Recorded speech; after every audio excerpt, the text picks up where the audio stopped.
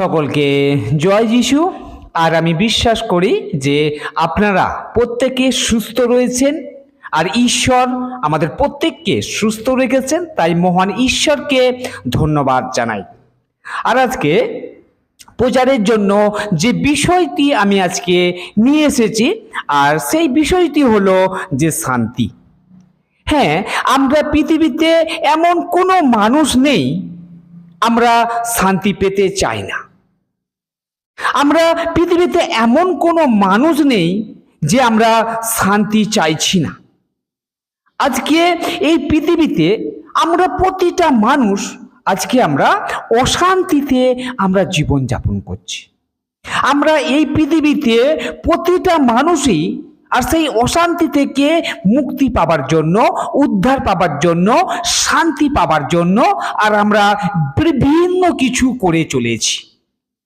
এক একজন মানুষ এক এক রকম ভাবে চেষ্টা করছে। কেউ অর্থ দিয়ে শান্তি খোঁজার চেষ্টা করছে, কেউ ঈশ্বরের উপাসনা করে শান্তি খোঁজার চেষ্টা করছে, কেউ পরিশ্রম করে শান্তি খোঁজার চেষ্টা করছে। ঠিক এই রকম বিভিন্ন মানুষ বিভিন্নভাবে শান্তি খোঁজার চেষ্টা করেছে। যদি আমরা আজকের এই জগতে বা সমাজের প্রতিটা স্তরে যদি আমরা দেখি, আমরা দেখতে পাই যে একটা অশান্তির আগুন, যেখানে শান্তির লেশ মাত্র নেই। সকলেই শান্তির জন্য বিভিন্নভাবে চেষ্টা করছে, কিন্তু কতজন তা পায়?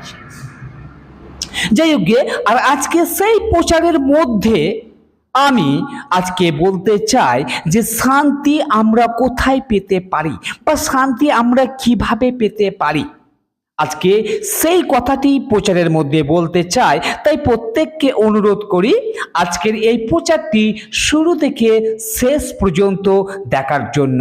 আমি বিশ্বাস রাখি যে আপনি উপকৃত হবেন সেই শান্তির ঠিকানা পেতে বা সেই শান্তির জায়গা পেতে। যাই হোক, প্রথমেই আমরা একটু বাইবেল থেকে দেখব যে সেইখানে বাইবেল কি বলছে এই শান্তির বিষয়ে। আর যদি আমরা দেখি যিশাইয় তার 48 অধ্যায় 22 পদ, সেইখানে এইরূপ বলে, প্রভু আরো বলছেন, শয়তান লোকেদের জন্য কোথাও শান্তি থাকবে না। প্রিয় ভাই বোন, যখন আমরা শয়তানের নেতৃত্বতে যখন আমরা জীবন যাপন করব, যেখানে আমরা শয়তানের নেতৃত্বে আমরা জীবন যাপন করব, আর সেই জন্যই ঈশ্বর বলছেন যে শয়তান লোকেদের জন্য কোথাও শান্তি থাকবে না। এমনকি আমরা নরকে যাওয়ার পরেও আমরা শান্তি পাব না। তাহলে আমরা শান্তি কিভাবে পেতে পারি? চলুন তাহলে আমরা আরেকটু বাইবেল থেকে আমরা দেখি যে যিশু কি বলছেন এই বিষয়ে। আর যদি আমরা দেখি মথি লিখিত সুসমাচার তার 24 অধ্যায় 6 ও 7 পদ, সেইখানে ঠিক এইরূপ বলছে, তোমরা নানা যুদ্ধের কথা শুনবে এবং তোমাদের কানে যুদ্ধের গুজব আসবে, কিন্তু দেখো তোমরা ভয় পেও না, কারণ ওই সব ঘটনা অবশ্যই ঘটবে, কিন্তু তখনও শেষ নয়। হ্যাঁ, এক জাতি অন্য জাতির বিরুদ্ধে লড়াই করবে, আর একজন রাজ্য অন্য রাজ্যের বিরুদ্ধে যাবে, সর্বত্রে দুর্ভিক্ষ ভূমিকম্প হইবে, কিন্তু এই সব কেবল যন্ত্রণার আরম্ভ মাত্র। প্রিয় ভাই বোন, আজকে আমাদের কাছে যে অশান্তি, আজকে এটা আমাদের কাছে নতুন, কিন্তু ঈশ্বরের কাছে এটা নতুন কিছু নয়, কেননা ঈশ্বর তিনি জানেন। আর সেই জন্যই ঈশ্বর আমাদেরকে এইখানে তিনি সেই ভবিষ্যৎ বাণী তিনি করে দিয়েছেন। আর এখানে খুব সুন্দর একটি কথা, যেটা লাস্ট 8 পদে আমরা দেখতে পাই যে এটাই শেষ নয়। আমরা এই যে একটা অশান্তিতে জীবন যাপন করছি, আমাদের কাছে এটাই শেষ নয়, এর থেকেও অনেক অনেক অশান্তি আমাদের ভোগ করতে হবে। কেননা আমরা কার ইচ্ছা অনুসারে আমরা জীবন যাপন করছি।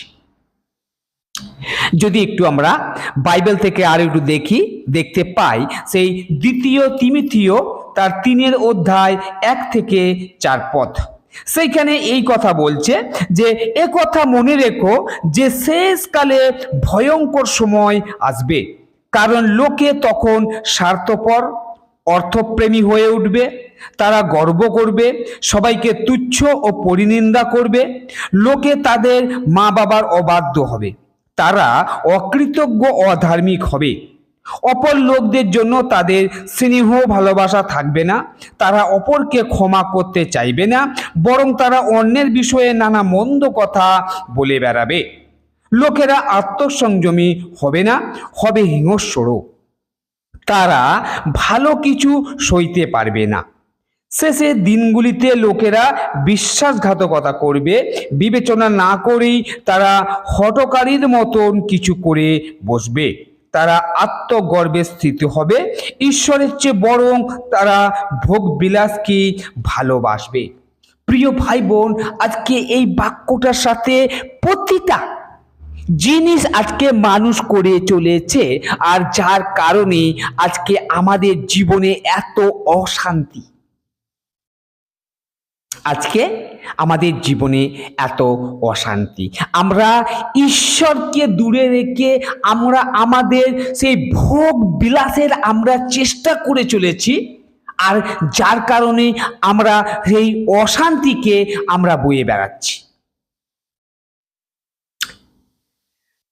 প্রায় সেই 2000 বছর আগে সাধু পৌল তিনি এই কথাগুলি বলছেন, কিন্তু আজকেও এগুলি সত্য, তাই না? তাহলে যে কেন এই অবস্থা আমাদের? পবিত্র বাইবেল বলে যে মানুষের শান্তি নেই কারণ সে ঈশ্বর থেকে বিচ্যুত। প্রিয় ভাই বোন, এখানে একটা কথা বলতে চাই, ঈশ্বর হইতে কোনোদিন মন্দ জিনিস আসে না, মন্দ জিনিস আসে সেটা শয়তান দ্বারা। তাই পবিত্র বাইবেল আমাদেরকে বললে যে মানুষের শান্তি নেই কারণ সে ঈশ্বরের বিরুদ্ধে বা ঈশ্বর থেকে বিচ্যুত, তাই আজকে মানুষের জীবনে এত অশান্তি। কেননা ঈশ্বর সেই সদাপ্রভু এমন বধির নন যে আমাদের কাতর আবেদন তিনি শোনেন না, বা এত ঈশ্বর নিষ্ঠুর নন যে আমাদের উদ্ধার করেন না, আমাদের উদ্ধার করেন না, আমাদের প্রার্থনা শোনেন না, কারণ আমাদের পাপ সকল ঈশ্বরের সঙ্গে আমাদের বিচ্ছেদ ঘটিয়েছে, এবং তাই তিনি আমাদের প্রার্থনায় সাড়া দেন না। কেননা আমরা মিথ্যাবাদী, হিংসাপরায়ণ এবং হত্যার ষড়যন্ত্রে আমরা লিপ্ত। আমরা বিচারালয়ে যাই কিন্তু সুবিচার পাই না, কারণ মিথ্যা ও অসত্যকে আশ্রয় করে জয়ী হতে চাই আমরা। আমাদের সব কিছু পরিকল্পনাই হচ্ছে যে অন্যকে আঘাত করা, আর সেই জন্যই আমাদের জীবনে এত অশান্তি। তাই ঈশ্বর আমাদের বলছেন যে তোমরা দুষ্কর্মের পরিকল্পনাগুলি যত তাড়াতাড়ি সম্ভব ত্বরান্বিত করার চেষ্টা করো, নির্দোষের রক্তপাত ঘটাতে একবারও তোমরা দ্বিধা করো না, যে পথ দিয়ে যাও পিছনে ফেলে রাখো ধ্বংস ও বিনাশের চিহ্ন, তোমাদের উপস্থিতি অন্যের নিরাপত্তা ও বিঘ্নত করে, তোমার সব কাজ অন্যায় ও অবিচার পরিপূর্ণ, বাঁকা পথে চলতে ভালোবাসো, এবং যে কেউ সেই পথে চলে সেই বিপদে পড়ে। এখন যে বিষয়টি আমি বলতে চাই, আসুন আমরা প্রত্যেকে ধ্যান দিয়ে শুনি, কেননা যেটা আমরা প্রত্যেকে পেতে চাই যে শান্তি, তাহলে আমরা শান্তি কোথায় পাব বা কিভাবে পাব, যেটা আমরা চেষ্টা করে চলেছি, আর সেই বিষয়টি এখন বলতে চাই। যীশু খ্রিস্ট জন্মাবার বহু বৎসর পূর্বের তার সম্বন্ধে তিনি নিম্নলিখিত ভবিষ্যৎবাণী তিনি বলেছিলেন। ঈশ্বর আমাদেরকে অলরেডি তিনি তার বাক্যর মধ্যে দিয়ে তিনি বলেছেন যে আমরা শান্তি কিভাবে কোথায় আমরা পেতে পারি। যদি আমরা বাইবেল থেকে দেখি, সেই যিশাইয় তার 9 অধ্যায় 6 পদ, সেখানে এইরূপ বলছে যে একটি বিশেষ শিশু জন্মগ্রহণ করার পরেই এটা ঘটবে।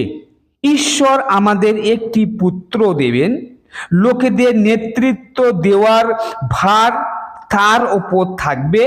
তার নাম হবে আশ্চর্যমন্ত্রী, ক্ষমতাবান ঈশ্বর, চিরজীবী পিতা, শান্তির রাজকুমার। প্রিয় ভাই বোন, যদি আমরা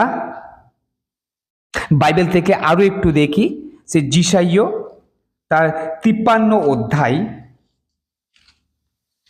3 থেকে 6 পদ যদি আমরা দেখি, সেইখানে বলছে লোকে তাকে ঘৃণা করেছিল, তার বন্ধুরা তাকে ত্যাগ করেছিল, তার প্রচুর দুঃখ ছিল, অসুস্থতার বিষয়ে তার অভিজ্ঞতা ছিল না, লোকেরা তার কাছ থেকে লুকিয়ে থাকতো, আমরা তাকে ঘৃণা করতাম, আমরা তার কথা চিন্তা করিনি,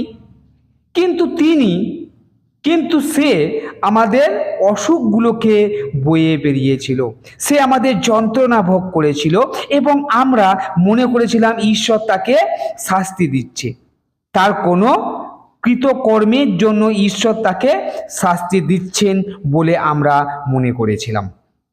কিন্তু আমাদের এই ভুল কাজের জন্য তাকে আহত হয়েছিল, আমাদের পাপের জন্য সে ক্ষত বিক্ষিপ্ত হয়েছিল, আমাদের কাঙ্ক্ষিত শাস্তি সে পেয়েছিল, তার আঘাতের জন্য আমাদের আঘাত সেরে উঠেছিল।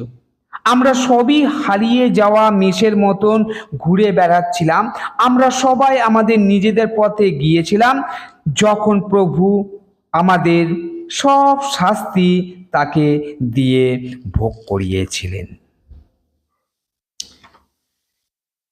আমরা এই দুটি জায়গা থেকে আমরা পরিষ্কারভাবে দেখতে পাই যে শান্তি যদি আমাদেরকে পেতে হয় আর অন্য কোথায় আমরা পাই বা না পাই, একমাত্র প্রভু যিশুর কাছে যদি আমরা আসি আর আমরা শান্তি পাব, যেটা আমরা যিশাইয়া 9 অধ্যায় 6 পদে পরিষ্কারভাবে আমরা দেখতে পাই যে একটি শিশু আমাদের জন্য জন্মেছেন, একটি পুত্র আমাদের দেওয়া হয়েছে এবং তার ওপর সমস্ত কর্তৃত্ব ভার থাকবে।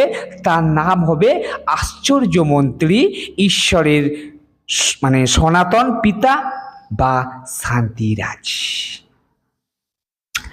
শান্তির রাজা, তথাপি অবজ্ঞতা ও পরিত্যক্ত।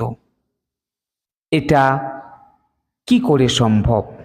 তাকে গ্রহণ করে অনেকে শান্তি খুঁজে পেয়েছেন, কিন্তু অনেকের কাছে আজও তিনি পরিত্যক্ত। আমরা যদি বাইবেল থেকে দেখি, সেই মথি তার 11 অধ্যায় 28 ও 30 পদ যদি আমরা সেইখানে দেখি, আমরা দেখতে পাই মথি তার 11 অধ্যায় 28 থেকে 30 পদ, সেইখানে এইরূপ বলছেন,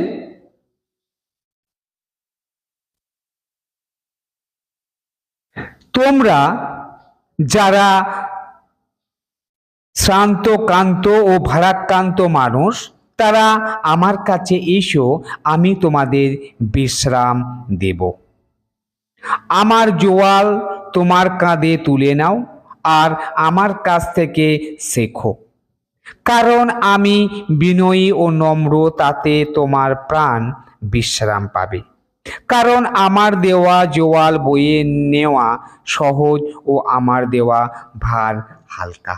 প্রিয় ভাই বোন, ঈশ্বর এখানে আমাদেরকে সেই শান্তির একটা পথ তিনি আমাদেরকে দেখাচ্ছেন, যে ঈশ্বর বলছেন যে আমাকে দেখে শেখো, যে আমার জোয়াল তোমার কাঁধে তুলে নাও আর আমার কাছ থেকে শেখো, কারণ আমি বিনয়ী ও নম্র। তাহলে আমাদেরকে ঈশ্বর বিনয়ী হতে বলছেন, আমাদেরকে নম্র হতে বলছেন, তাতে তোমরা প্রাণ বিশ্রাম পাবে। আর এটা খুব সহজ একটা বিষয় ঈশ্বর আমাদেরকে বলেছেন। তাই যদি আমরা নম্র হই, যদি আমরা বিনয়ী হই, আর তাহলে আমরা শান্তি ফিরে পেতে পারি। যিশু আমাদেরকে আরো বলছেন, যদি আমরা বাইবেল থেকে দেখি, সেই যোহন লিখিত সুসমাচার তার 14 অধ্যায় 27 পদ, 14 অধ্যায় 27 পদে আমাদের বলছেন, শান্তি আমি তোমাদের কাছে রেখে যাচ্ছি, আমার নিজের শান্তি আমি তোমাদের দিচ্ছি। জগৎ সংসার যেভাবে শান্তি দেয়, আমি সেইভাবে তা দিচ্ছি না। তোমাদের অন্তর উদ্বিগ্ন অথবা শঙ্কিত না হোক। প্রিয় ভাই বোন, ঈশ্বর আমাদের জন্য সেই শান্তি রেখে গেছে, যে শান্তি আমরা গ্রহণ করতে পারি। যদি আমরা আরেকটু বাইবেল থেকে দেখি, সে মথি তার 16 অধ্যায় 33 পদ, আর সেইখানে বলে, আমি তোমাদের এসব কথা বললাম যাতে তোমরা আমার মধ্যে শান্তি পাও। প্রিয় ভাই বোন, যদি শান্তি পেতে চান, আসুন তার চরণে নিজেকে সমর্পণ করুন। নিজেকে কথা মনে রেখে যে তিনি আমাদের পাপভার তুলে নিয়েছেন নিজের স্কন্ধে,